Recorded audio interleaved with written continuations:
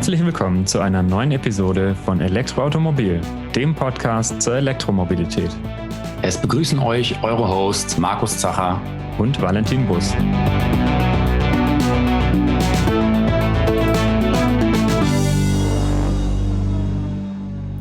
Wir freuen uns, dass wir heute wieder einen Interviewgast bei uns hier im Podcast haben.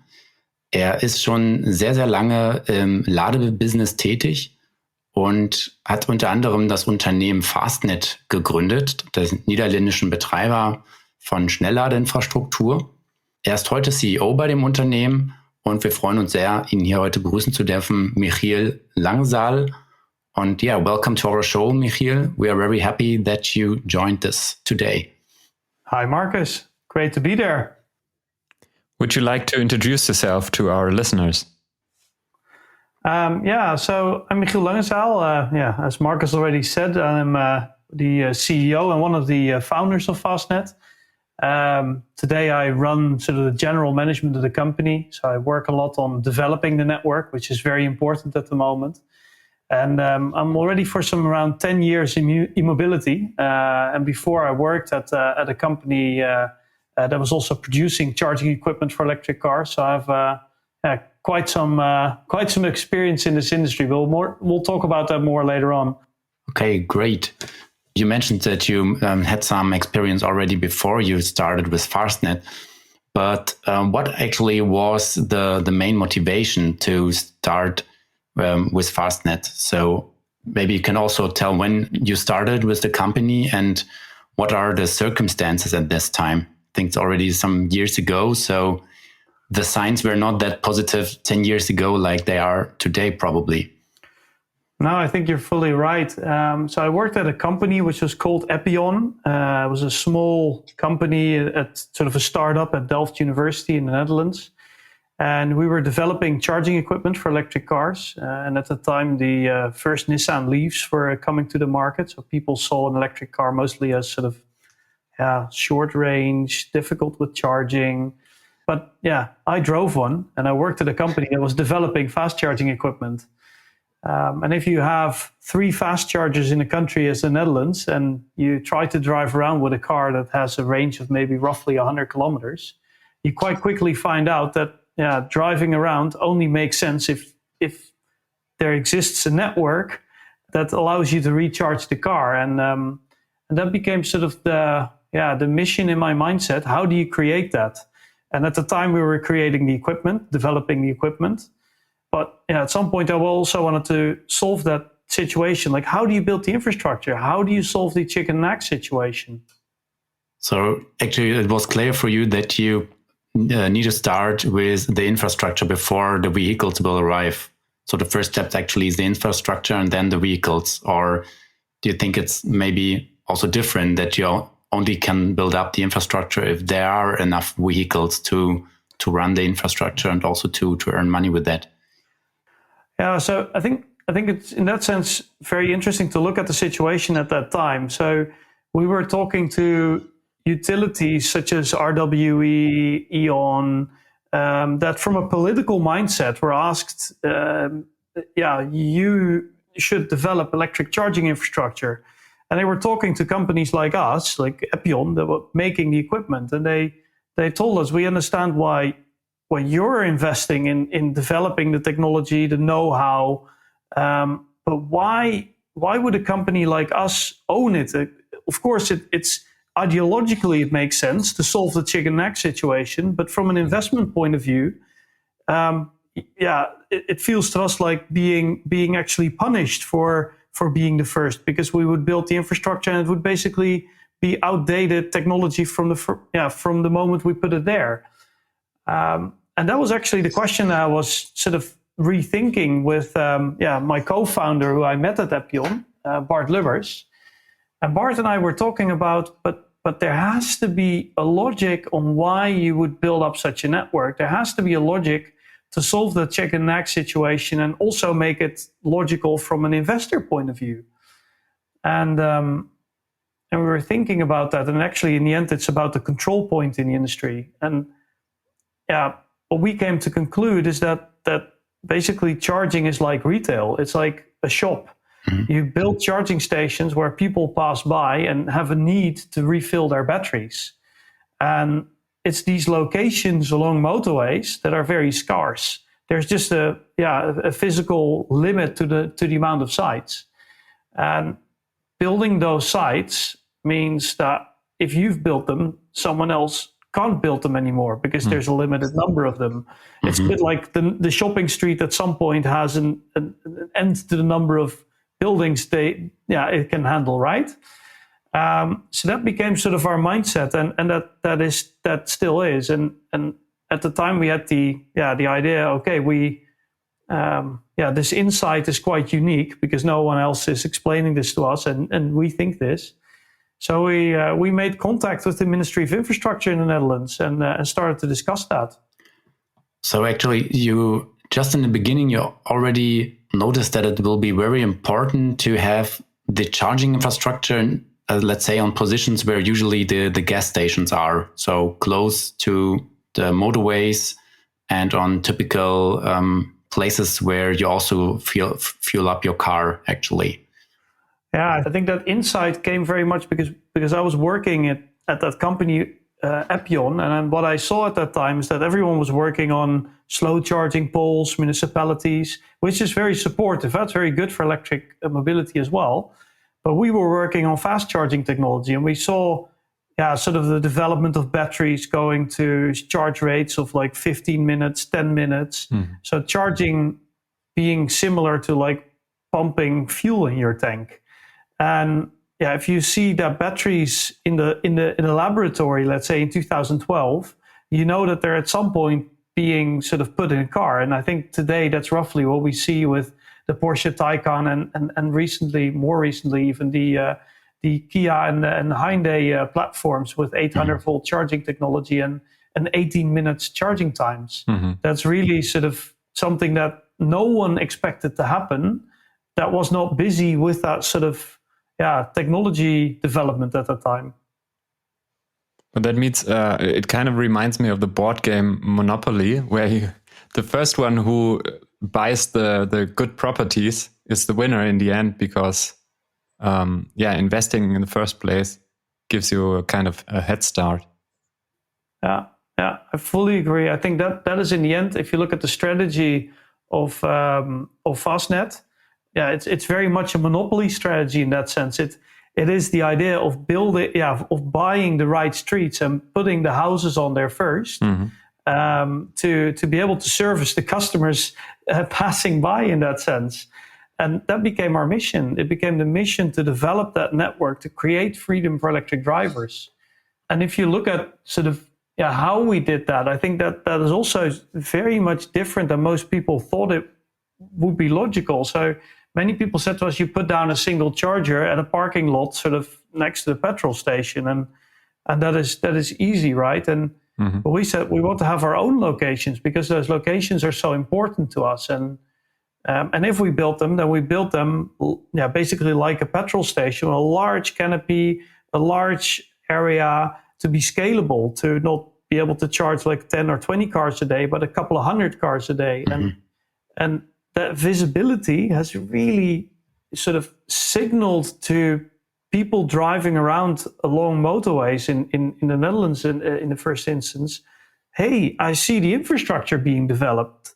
Hey, I can make the choice to go electric. I can buy an electric car. It's interesting because it really explains some of the points we already noticed, of course, about Fastned when we talked also with other people about charging infrastructure, that there's a difference between the regular charging parks somewhere in the back behind the petrol pumps and the Fastned stations, which are kind of separate locations and have a big, very visible roof with a yellow color and everything. I think the big difference in that sense is because our mission is creating freedom for the electric driver and accelerating the energy transition in doing so. That is very much different than what you see mostly like being a sort of a political reaction to I'm a utility and I need to do this as well. So it's much more from what they do is much more from a technological sort of brainwave looking at the industry. And the way we're looking at it is really from a consumer sort of perspective. I drive around, and how do I notice the fact that the infrastructure is there? You do that by seeing large visible stations. Where would I start charging, or where would I choose to charge if I drive around on a motorway? Do I then choose that station which is large, visible, has a nice roof, potentially great coffee, or maybe a pizza place next to it? Or do I choose those one or two chargers which are managed by a separate third party, and which maintenance is a bit strangely arranged, and which is at the back of the alley behind the shop somewhere? Then the choice is very clear. You want to charge at a party that delivers quality. Mm-hmm. But probably this was a topic which was easier to maintain in the Netherlands than in Germany, because here in Germany, when they started to build up some basic infrastructure, so it was like you just described. So it was somewhere in the back alley or near the trucks, where the trucks are parking, so far away also from the restrooms and shops and so on. But probably the first CPOs didn't really think about it, where they could put the chargers. But also in Germany, most of the resting areas are maintained by Tank und Rast, as you may know, and probably they just also didn't even get better places than the ones they received. I think it's very interesting what you mentioned. So why did those first CPOs maybe not put that charger in the best place you could put it? Was because when Bart and I founded Fastned, we made contact with the Ministry of Infrastructure in the Netherlands, and we said, well, we have this idea in mind that it's very important for charging infrastructure to be developed along the roads where people drive by. And from a strategical point of view, it makes sense in our view as well to invest in that. So we would like to do that. And what would be the options? And they explained us that they had service areas, as they own that. The country owns the infrastructure and the service areas. And they explained us, well, we currently lease on those service areas. We lease out a piece of land to a petrol station, and they're allowed to sell petrol. And we lease out a piece of land to a restaurant, and they're allowed to sell sandwiches. And we asked them, well, wouldn't it be logical that there would also be a party that leases that land to build a charging station and sell electricity? And in the end, they said, well, yeah, that's actually a very good idea. And after long discussions, they amended policies, and there was a tender. And well, Fastned was one of the large applicants to that. And that basically formed the start of the company. So having access to a large amount of locations in a country allows a party like Fastned to step up and build infrastructure in the right place for electric drivers. What happened in Germany to a large extent is that the government had a sitting party on those service areas and said, well, you rather do it. So Tank und Rast basically got the message like, whatever it is with charging, do something with it. That is a very different way of approaching the market than putting out a competitive tender, as the Netherlands did. And I think what we see happening in all of these countries in Europe, any country that chooses the route of a competitive tender has a better infrastructure built on its motorway network than the country that chooses the route of non-competition and basically issuing that right to do it to an incumbent party, because they have no reason to build something up that really voices what customers of electric cars want to see there. So in general, it was only possible to start Fastned because of the let's say more modern or forward thinking of the politicians in the Netherlands. So also if you look today at the infrastructure compared in the Netherlands and Germany, the Netherlands have a lot of more charging spots, charging points in the whole country than Germany. And also Germany is much bigger than the Netherlands. So probably it was also, or earlier they recognized the possibilities and the future of electric cars, which also supported this. I think, let's be honest, I think there's a lot of things which are going very, very well in Germany. But I think the open market model in that sense, being open for competition and seeing the value in that, I think there's definitely some work to do there. A good example is open standards, OCPP, OCPI, all the protocols of the infrastructure and parties that operate the infrastructure talking to one another. Those are typical developments that come out of that early environment of the Netherlands, partly Norway. While in Germany we see parties like Hubject still trying to find a way with a proprietary protocol in the market. In the end, if I look at what happened with Tesla in 2013, 2014, basically the majority of the car industry basically said, whatever, it's a bit of a small car brand. They will never be able to really produce electric cars. And then what the serious industry did was basically the e-Golf, the BMW i3, cars with 100-kilometer range. And Tesla built, a couple of years later, they brought the Model 3 to market, and people were like, holy mac, what's happening here? And then the whole industry started sort of moving. VW, people I spoke at Daimler, at Porsche, they were really like saying like, holy mac, we need to do something. We need to build something that competes.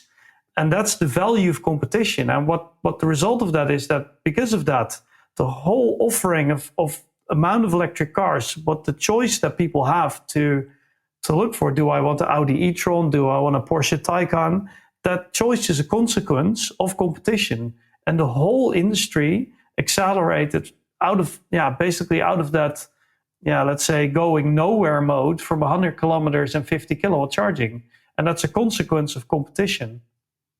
And that's something I would see being logical in a market of charging as well. So you're facing very different conditions in different countries, but you started in the Netherlands, of course. Can you maybe quickly take us through the years when you started in which country? Yeah, so we started in 2012 with building sort of the first stations, getting the company up and running. A couple of years later, we roughly had sort of a rudimentary network in the Netherlands with 50 stations or so. And basically we started to set up discussions in Germany, and by now we have 5 countries up and running. So we have the Netherlands, Belgium, Germany, Switzerland, and the UK. Mm-hmm. And later this year, we will be building our first stations in France, adding a 6th country to our network. So in that sense, we've really grown a lot from a young startup up to like a company with over 100 employees in a couple of months from now. And a network of more than 100 stations, more than 500 chargers, and being really one of the industry first to deliver an uptime of 99.9% and above. Mm-hmm. That's a good KPI, yeah. And what were the main challenges on your way so far? So you already talked about regulations. What do you say, especially in the first years, what was the biggest challenge, biggest hurdle to you? I think if you sort of look at connecting the dots, I think an important dot was that sort of insight that locations are the key to strategic control point. The second one was, of course, getting access to sites. So that tender from the Ministry of Infrastructure in the Netherlands was very, very important.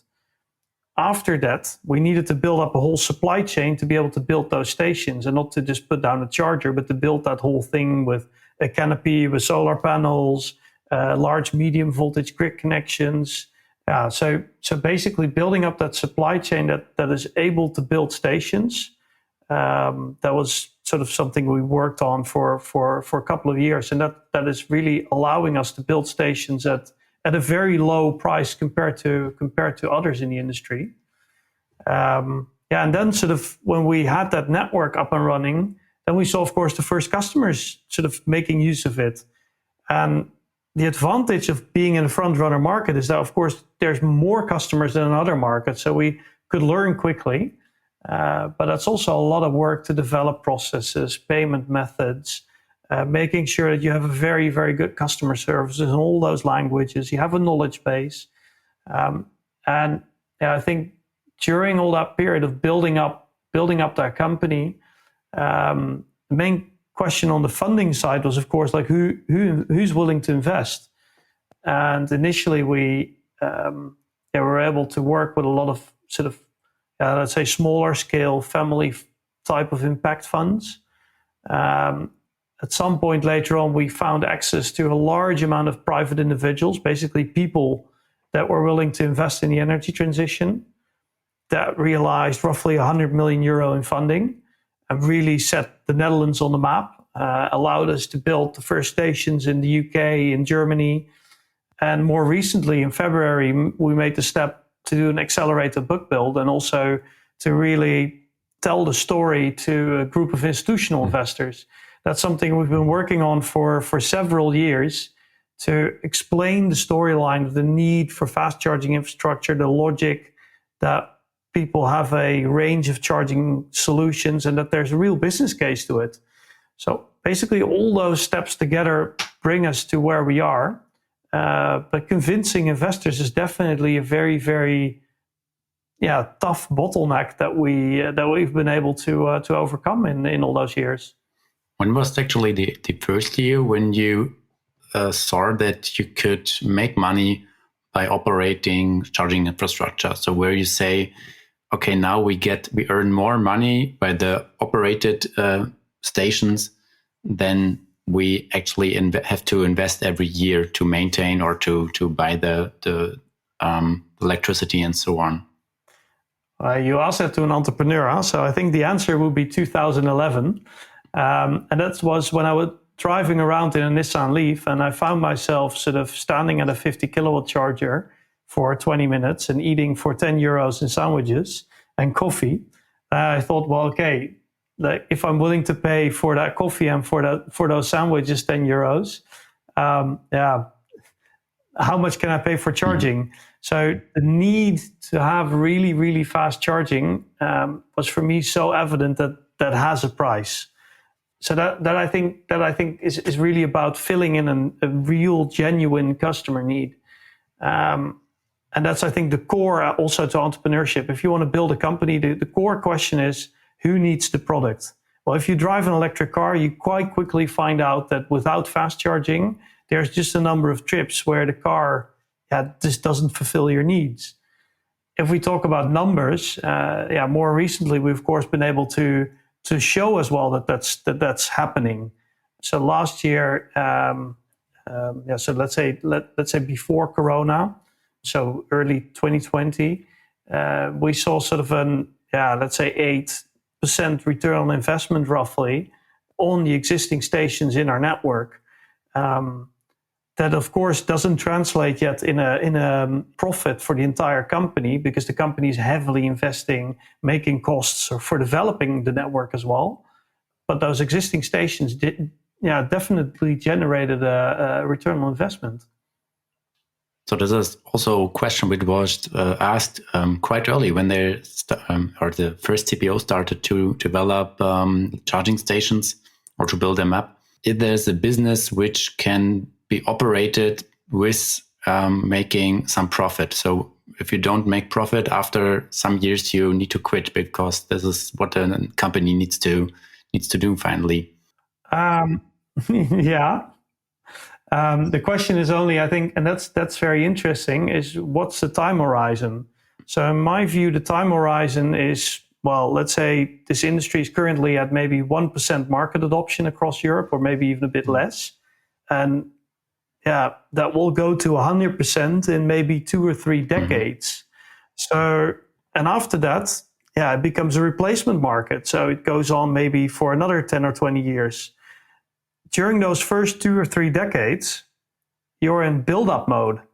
So you have to choose between, at some point, slowing down the build pace and becoming profitable, or generating more value, maybe for owners of the company's stock, but also for electric drivers, by building more infrastructure.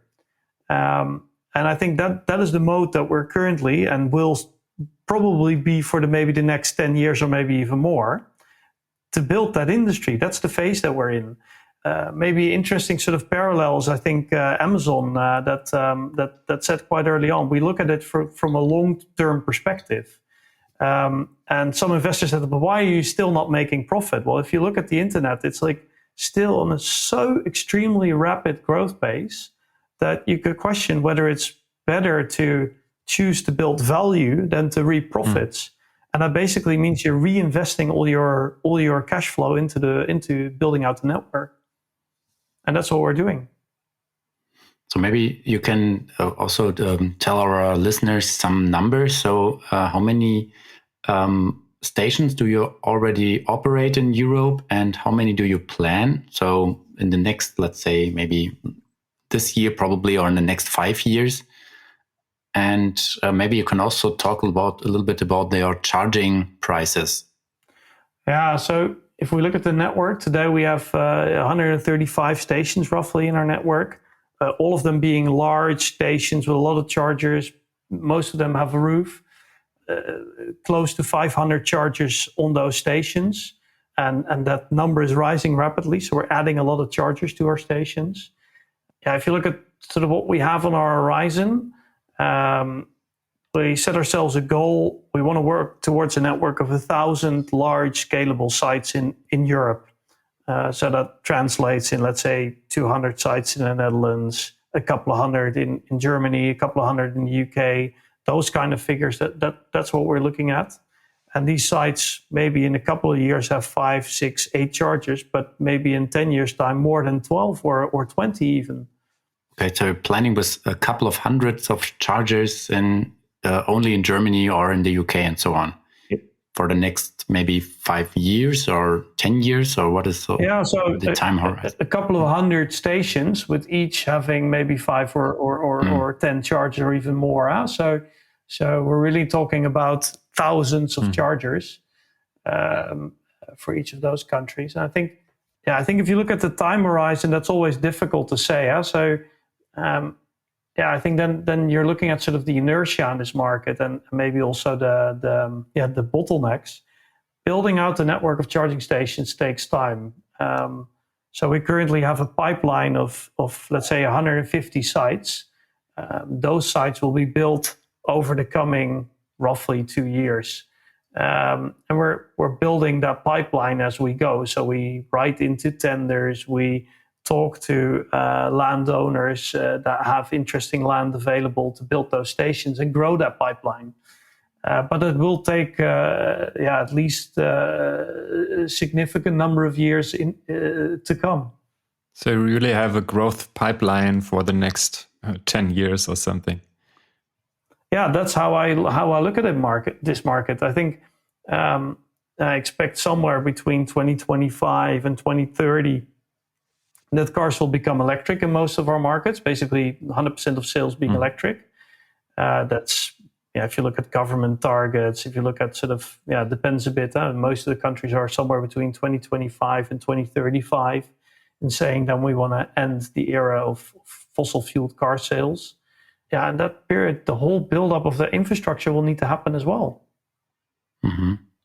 So, but you also will need a lot of money to build up all these locations.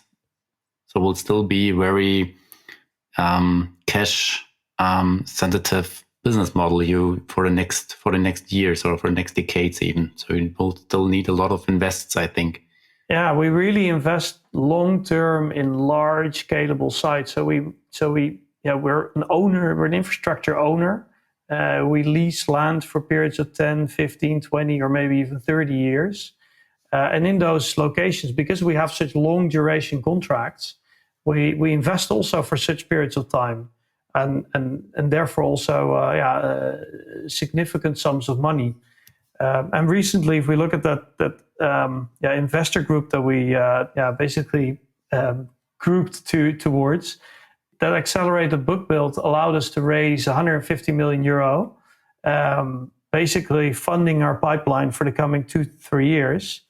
So that really allows us basically to grow from, let's say, a European company with a very strong basis in the Netherlands into really putting Europe first, basically building out that network and to really look at all these countries in much more scale. It really allows us to make that happen. Okay, so actually, in a few years, Fastned charging stations or charging locations will be a very standard point we can see at several motorways across Europe. Yeah, a good example is recently we made a press release around 9 sites in the east of France that are on the AP2R motorway network. So that's one of these toll road operators in France. And that's 9 locations that we're going to build in the coming months. And if you see these renders, they're really big stations that will be built on those service areas. And that is really, you exit the motorway, there's a restaurant, a large charging station, and all of them will have 300 kilowatt charging available. So this also brings me to the next question. So from the view of their drivers, do you plan to add like shops, toilets, coffee shops, something like this to any Fastned stations, or some will be operated by Fastned, some will be operated by, I don't know, McDonald's, Burger King, or whatever is in the area? Or will you focus also on operating own shops and stuff like this? Yeah, I think it starts with the mission. So the mission of Fastned is freedom for the electric driver, really building out the infrastructure, making sure that people can choose to go electric and have the freedom to drive around, making that happen. And by doing so, accelerating the energy transition. Having shops available at these stations is filling in that sense, a nice to have. It's filling in an extra function. That's not something we necessarily need to do ourselves or want to do ourselves, but we very much see the need for those coffees, sandwiches, and toilets to be there. So definitely we'll make sure that will be developed over the course of the next years. Because I'm just thinking, you said early on that you had this kind of epiphany when you were charging your Nissan Leaf and buying a coffee and a sandwich for 10 euros. Possibly the sandwich and the coffee brings a higher return on investment than the charging itself. Yeah, that could be. I think it's in that sense a bit of a consequence of a thinking that is related to the existing, let's say, fuel market. The number of petrol stations, it's quite well known that there's roughly an oversupply in the market. So there's too many petrol stations. They make very little money on selling petrol. So they focus themselves on selling sandwiches. And basically the sort of convenience store model in Europe is on the rise. It's definitely not in an oversupply yet.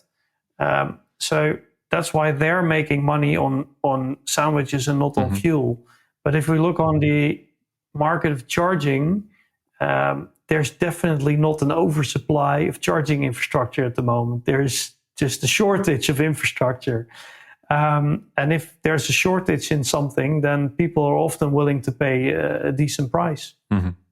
So in the first line, we will still focus on the charging infrastructure, but if possible, or if necessary, maybe also could probably also build up some, like I said, shops, toilets, and so on, like this. It really depends on sort of the location owner or the location partner. If there is already a good restaurant, why would we build it ourselves? There's no logic in doing that. But if the infrastructure isn't there that's necessary, that we consider necessary, then if the amount of land available allows for it, then it might be a logical decision to do that. And I think if you look at that in that sense, the core of the company is really building that charging infrastructure. That's what our mission is, providing services like the toilets, coffee, sandwiches that will really be adjacent business. But there's also other things to think of. For example, we currently put solar roofs on our stations. it might be necessary for us to also invest in our own solar parks and wind parks. It might even be interesting for us as well to make sure that we ensure that there's enough solar generation capacity to fill the need that our stations generate.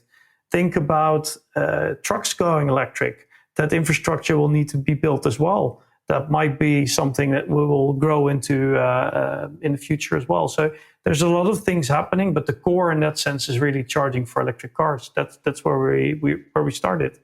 Talking about solar power and wind power, is the electricity I receive from the Fastned station from 100% renewable energy? So of course the current out of the socket is the current that's delivered. So, but do you kind of buy clean energy?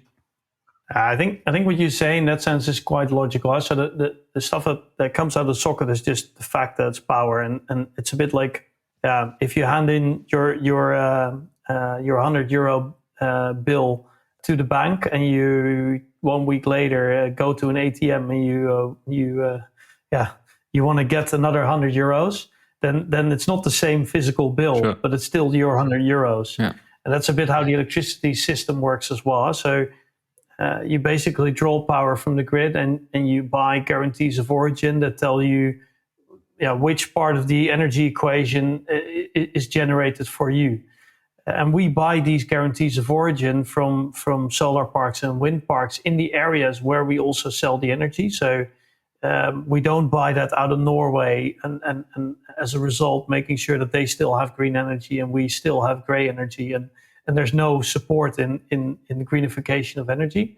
And we really focus on that being local wind parks, local solar parks to generate that power. Good to know. Yeah. And also, because you just mentioned the solar roofs, I think when the first Fastned station in Germany was opened, so the one in Limburg, I think it already had those solar roofs.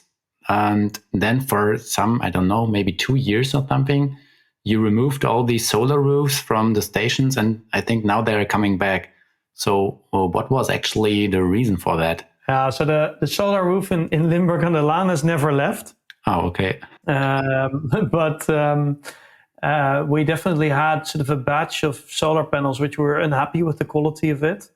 And then, you need to take a tough decision, because we were very happy with those panels. They were very large, custom-made panels, so a lot of light came through, very visible, very nice design, good-looking, glass. But if you choose to go custom and you want to switch suppliers because you're unhappy, that takes time. And let's say the Corona situation didn't help in getting supplies from China over when we finally started to build up a new supply base. So that definitely hurt our feeling with having a nice solar canopy on top. But by now the issue is what it is. It's roughly solved. We still have some supply issues here and there with the Suez Canal blocking sometimes, but that's that's what it is. Okay, so actually now the most stations will also be covered again with solar roofs. Yeah, that has always been the intention. So just a sort of a temporary supply base issue, and in the end, not willing to settle for less. And I think that's also important. In the end, what you build has to be of quality. Yeah, sure. Yeah. Also, maybe coming back to the customer point of view. When Fastned started also to sell electricity, you have your own tariff where we can pay using the app. And I think that was, so in Germany, like 59 cents or 55 cents, something like this per kilowatt hour. And I think especially in the beginning, that was a price which was quite high. So compared to other charging tariffs you could use. In the meantime, we see that the prices rose in the last years, so especially in the last 1-2 years. Now the DC charging prices are like something between 40 cents per kilowatt hours up to 79 cents per kilowatt hour in the case of Ionity. So actually you're just in between. So do you think you was a right decision also to start in the beginning with those high prices and just keeping these, knowing that the prices will rise definitely also from the other MSPs which offer charging tariffs? Yeah, I think in that sense, I think there's a bit of the market leadership maybe from Fastned in that sense. Is we've really been price setting, I think, and we rather thought it was a good idea to start with a somewhat higher price. Basically, the first customers, they accelerate the rollout of charging infrastructure by doing so, and slowly be able to lower the price a little bit, and that's what we've been doing over time and might be doing in the future as well. How that will play out in sort of the longer term, I think is much more dependent on sort of the type of sites that parties are able to operate, because in the end, the business model of charging station looks a bit similar to a train. In the end, the amount of electricity that you sell is it's not that much in that sense related to the real price of charging. It's much more about sort of the utilization of infrastructure. If you buy a train ticket, the price of energy for driving that train is not really that relevant to the price of the ticket. It's much more like, when are you using it and how many people are using that train? So it's about utilization of the train infrastructure. And I think we'll see that happening with charging as well. So at some point you might have sort of a standard tariff and maybe, for example, a low tariff in evening hours or early mornings or something like that. Mm. But you're going to have one single tariff, so there won't be maybe station depending prices. So probably in the cities it's a little bit cheaper or more expensive or whatever, or on the highways it's more expensive than in the city, something like this. So it will always be the same price. So when you directly sell the electricity. Yeah, I think in the end that's a time sort of based question, right? So today I think it's really in the advent of the electric driver to keep things simple. It's already quite a chaotic market with several charge cards. Then there is plug and charge, auto charge. Then there is like, what kind of charge rates do you have? How does it work? So everything is new. So we rather keep it as simple and transparent as possible at the moment. But if you look at it maybe 5 years down the line, that might change. And we might see sort of, for example, things like happy hour being introduced. That could very well be. Right. You just mentioned auto charge. Can you tell us a little bit about that? Yeah, so auto charge is something that we developed a couple of years ago because we're a bit impatient, let's say, with the car industry talking about an automated way to plug your car in and start charging. Tesla was one of the first companies to actually show that. But of course, that's relatively easy if you both operate the infrastructure and the vehicles, if you're on both sides of the equation. But we said there has to be a way to actually start getting this running on our network. And what we do is we basically allow people to say, hey, when they first plug in, they can configure in our app saying, please remember my vehicle. And that vehicle, because it's plugged in, it has an identifier most of the time. And the network basically recognizes that identifier. And next time you plug in, the network is like, hey, I know this car. And that car belongs actually to account number so many, and it bills that transaction to that account. So I think for the electric driver, that's a very nice feature to have. The difficulty, on the other hand, is that we see that some car makers have gone extremely wild in having identifiers that we use, being the MAC address, being randomized, so then it doesn't work. So there's a list of vehicles where it works and where it doesn't work, which we find a bit annoying. Mm-hmm. But we really think it would help if there would be one identifier in the market, and that would be a functionality that we could offer to anyone. And we also made it an open standard, so it's available for any charging company that wants to use it. For what I know, I think that in the US, there's one other charging company using it. EMBW in Germany is also using a bit of a similar system. So I think all the charging operators that want to sort of deliver something like this to their customers because they see it's just the easiest way to do it. Yeah, it's very convenient, of course. You just have to remember to decouple your vehicle when you sell it, so the new owner cannot charge on your account.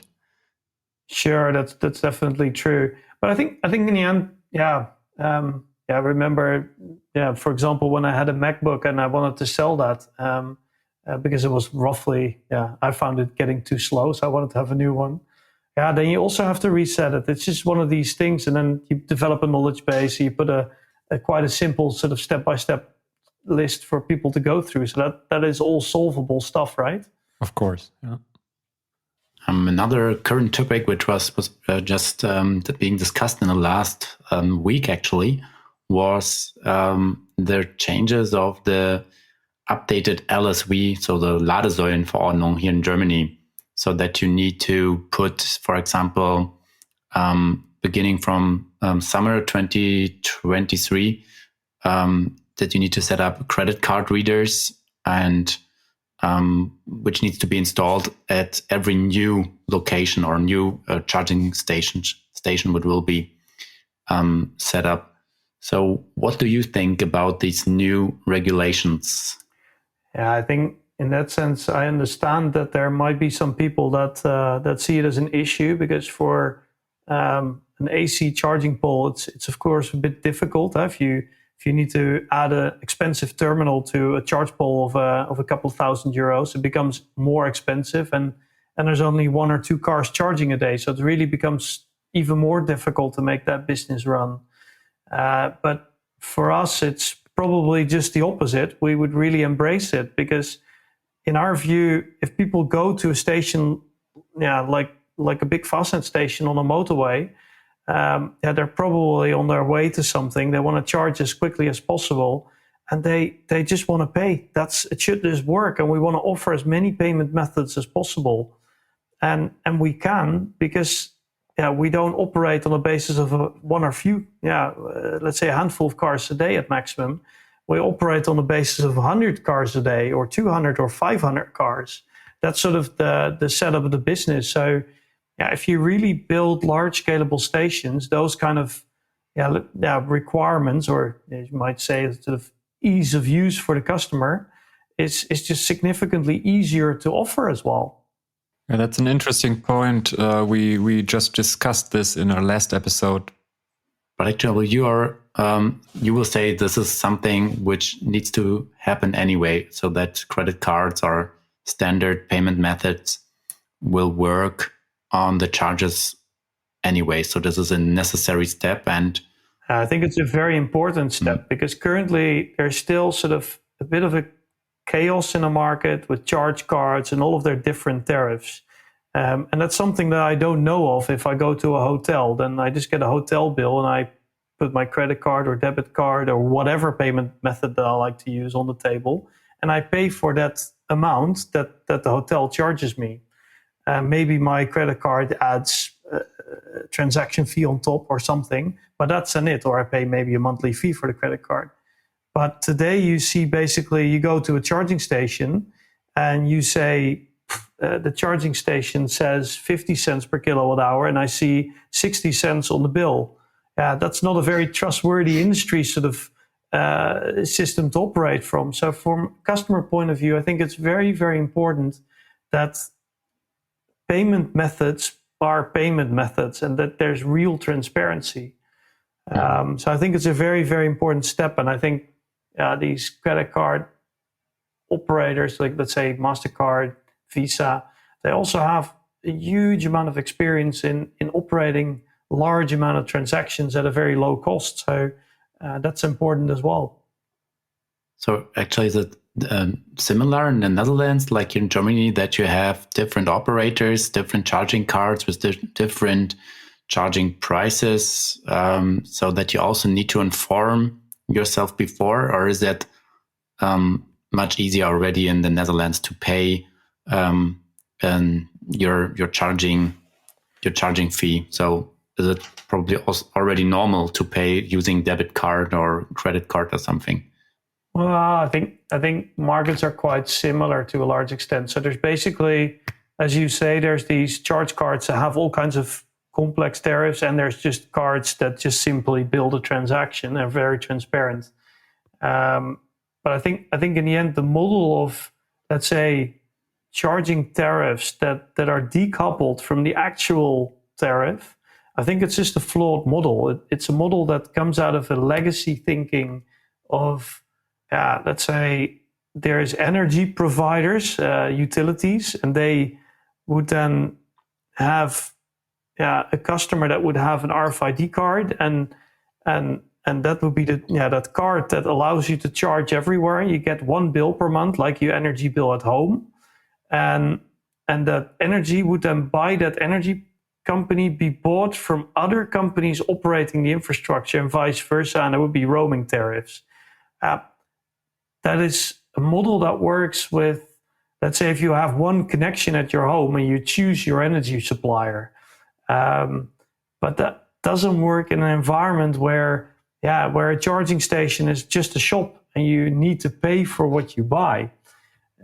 So the only way to create real transparency for the electric driver is just seeing it as a payment method and as the charging company that sells the energy. And I think that will in the end be the prevailing model in the coming years. Okay, so you think in the future probably we will have also more different prices on certain stations, so maybe depending on the location, and probably also like it's today at the gas stations. So when the holidays start, so the prices rise, and so you have different prices also depending even on the hours. In the morning it's more expensive than in the evening probably. And we will see this also in the electricity market then with these prices which can just pay with our normal credit cards. I think what you're saying is that outlook of like varying prices, that is something I see, but today it's basically impossible because already the current system with those charge cards is so complex.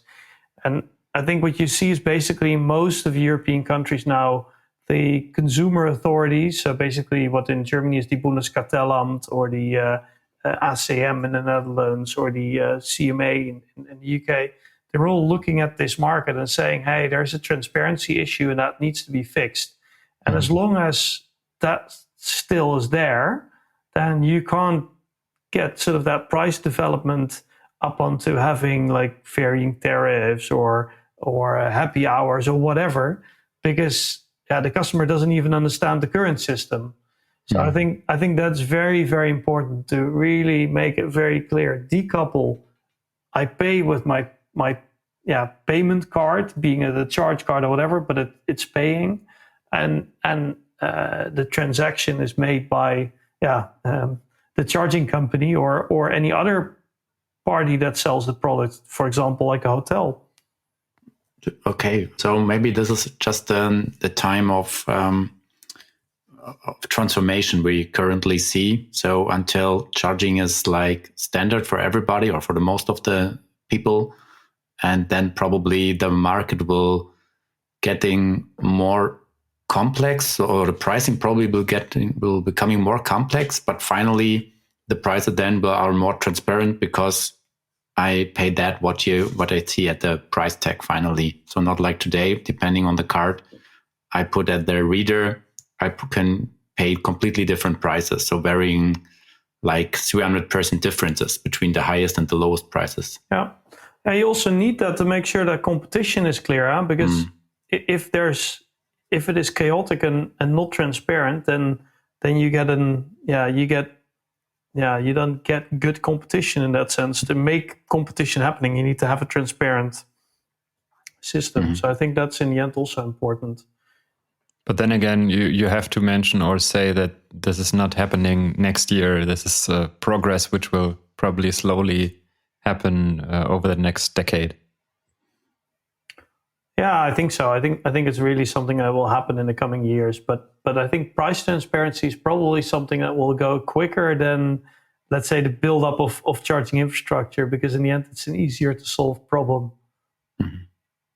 Okay, now we also talked a lot of what Fastned has done in the last years and also what you're planning to do. Do you have any other changes or news you like to share with us today? Well, I think interesting topic to mention is I think we've seen what I said, the competition results of Tesla adding sort of to the market, and in the end, the result of Porsche really leapfrogging the market, saying we want to do 350 kilowatt charging, an 800 volt platform, bringing that to market. I think if you currently see sort of the development with the Hyundai Ioniq and the Kia coming to market, basically delivering that 800 volt platform to the mass market, or at least to a much larger group. I think that's a really interesting topic to mention. I think if you see what the result of that will be in a couple of years' time, if you think that electric mobility is only there for people that have access to their driveway and can charge their car on their driveway, well, I think this really proves that is really changing. So people can just buy that car and basically an average motorist once a week goes to a charging station, drinks a coffee and steps in the car again and has another 400 kilometers of range. So we really see sort of that market opening up and accelerating on all bases. Charging is faster, battery prices are going down, charging infrastructure is being developed and becomes faster. And that really sort of, in the end, allows many more people to start choosing electric. And that grows the market. I think that is something that I'm very happy with, because that in the end is a part of the solution to battling climate change. Maybe a little guessing question or educated guess. What charging speed of a premium product or premium vehicle do you expect by 2025? How many kilowatts? Well, I think by that time 350 kilowatt, and then not just peak power, but really sustained power. I think that is really what I expect by that time to be in the showroom. And I think we will see probably then cars that are trying to top that, and that will probably not be from the classic OEMs, because they've set their standard and that will be 350, and then before that changes, that's difficult. But I think if you look at the ways that Tesla and Lucid and Rivian and some others, to mention some names, are approaching this market, I think they will change that for the better, and that will probably be then 400 or 500 kilowatt. I think that is something that we're going to see happening. And we're developing that system anyway, because we're doing it for trucks. The first trucks are charging already at 350 kilowatts, and testing is being done at a megawatt. Mm-hmm. So, if you believe in the advent of the electrical sort of device, it won't go at the speed of Moore's law, but it will definitely is fast. And I think that's important. We've seen, let's say 2012, 50 kilowatt, 2016, 17, 150 kilowatt introduction. Well, let's say just roughly 2020, 2019, 300 kilowatt. I think we'll probably see 500 kilowatt by 2025. We'll have to see how that works, but I think roughly that's what I expect at least. Yeah, thank you for your guess. And then you will be prepared to set up those charging infrastructure as well, with up to 500 kilowatts and so on. Yeah, definitely. If we look at sort of the stations that we built, for that reason we build large scalable sites. So we invest in the location instead of seeing the equipment as a control point. So we bring several megawatts of power to those sites, like large grid connections where we can put ample amounts of chargers on.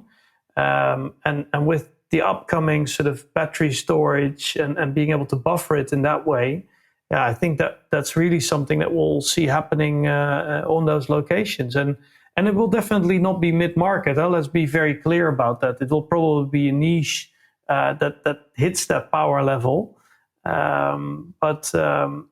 Currently we see, let's say on our network, we started with around 30 kilowatts sort of being the average charging power, and that now goes up to 44 kilowatts. And even on the HPCs, we see that already being somewhat higher, like say 55 or so.